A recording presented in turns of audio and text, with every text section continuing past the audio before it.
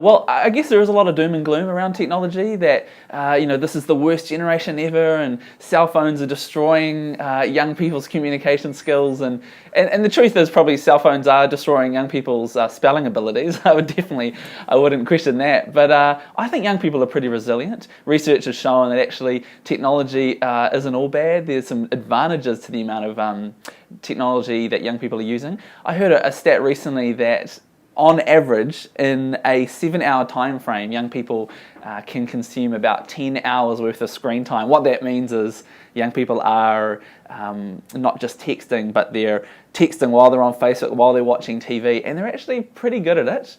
And there are some benefits, but there are obviously some concerns as well, and I understand that. Okay.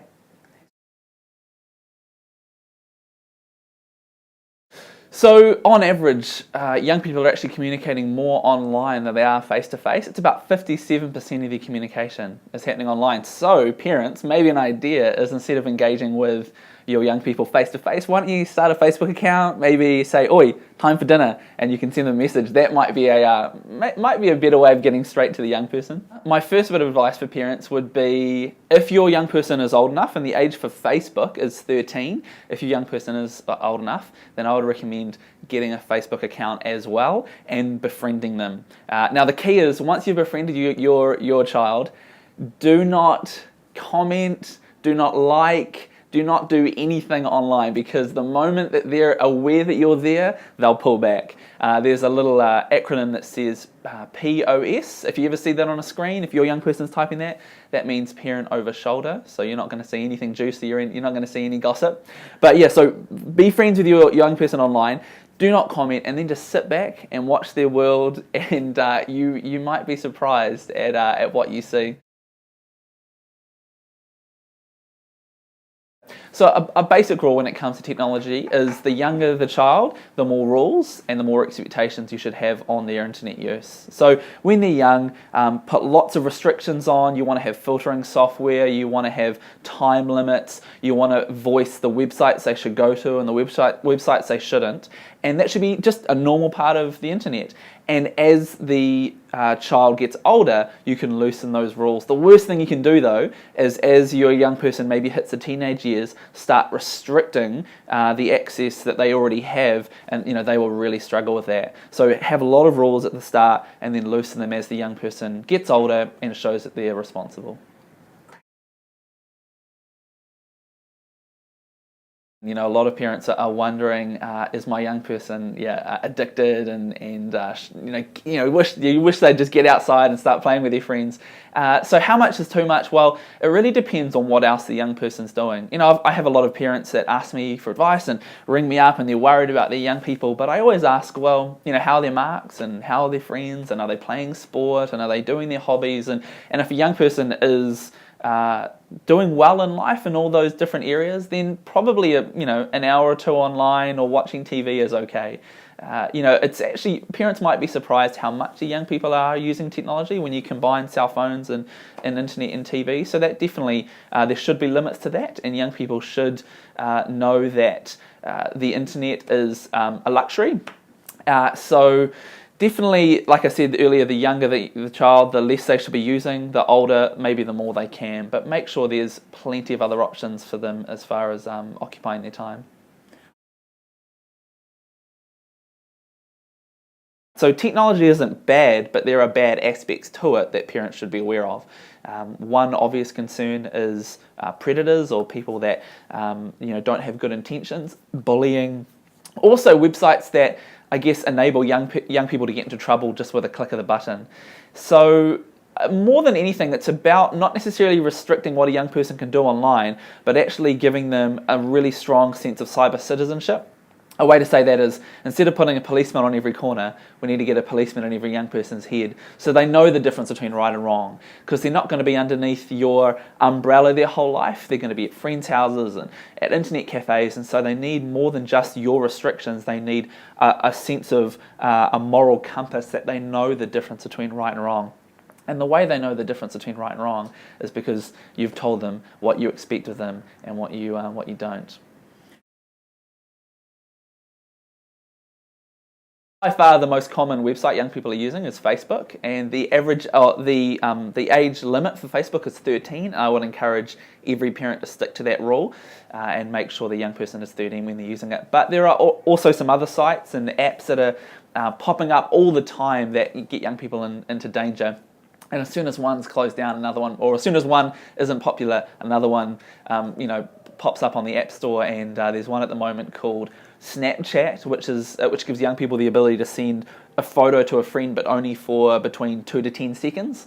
And another one called Ask FM, and Ask FM gives young people the ability to send anonymous questions to other people. Now, one of the big concerns I have with Ask FM is the anonymity of the app. It means that anybody can send any message, and they can do it without being caught. And you can imagine that gets a lot of young people into trouble.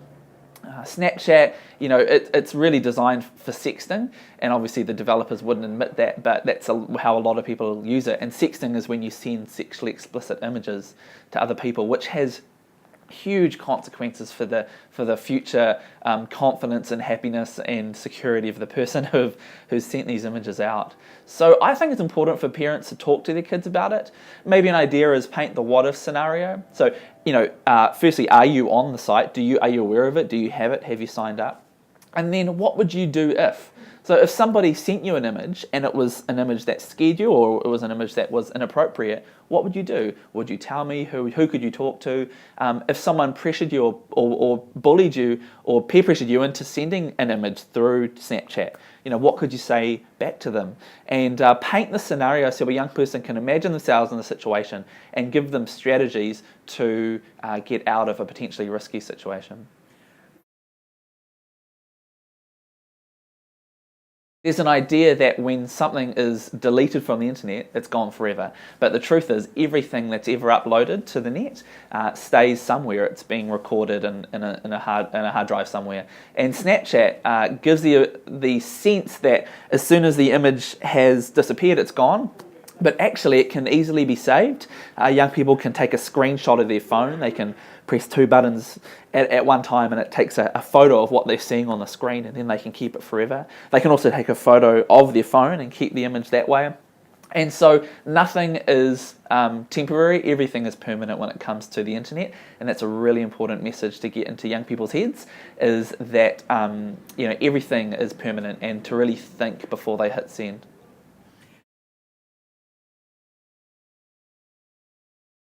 So about 60% of employers check Facebook and Google before they give somebody a job, and 1 in 4 people don't get a job just because of what was discovered about them online. So this is becoming more and more common, and it's a potential consequence young people don't think of, the fact that those comments and those images and those posts can be seen by a lot of different people that they might not expect. One of the things I always tell young people is, be really aware of who you invite onto your page. Make sure your profile is private, but even then, if you're accepting people you don't know, you're not really knowing who can access your information, your photos, and how that information is being used. There are a lot of sites that can get young people into real trouble, and pornography is a big concern. I think the average age is about 11 for young people to be exposed to pornography, often during their homework. And I heard a stat recently that the average teenage boy sees 52 pornography videos a week, which is pretty scary. So if I was a parent, a must-do is having filtering software on a computer, but more than that, having filtered internet. Now, filtering software you can download, and it limits what sites young people can go to. The truth is most young people can get around that once they get to a certain age, but filtered internet is filtered before it even gets to your home. And I know MaxNet, Watchdog, Vodafone offer filtered internet. It's just a must. Parents definitely need to do that, because you need to make sure you're keeping your young people safe, and stumbling across pornography or just websites with questionable content can have a real lasting effect on young people's lives. So the question is, should parents confiscate cell phones if they expect there might be bullying going on. And I totally understand why parents would want to do that. The one thing, though, parents have to understand is, as far as the young person is concerned, that cell phone is their lifeline to the world. And to confiscate that would be pretty terrifying. In fact, I would go as far as to say most young people would prefer to be bullied and have a phone than to not be bullied but lose their phone. So as soon as the threat is, if you're being bullied, I'm going to confiscate your phone, young people just won't tell you they're being bullied. Now, obviously at a young age, of course you should take away a phone. Someone's 8, 9, 10, definitely. But as soon as they start hitting that intermediate high school age and their phone is becoming a big part of their socializing, I would try and encourage parents to find other options before confiscating cell phones, because then you're going to encourage honesty and your young person's going to be more likely to tell you what's going on.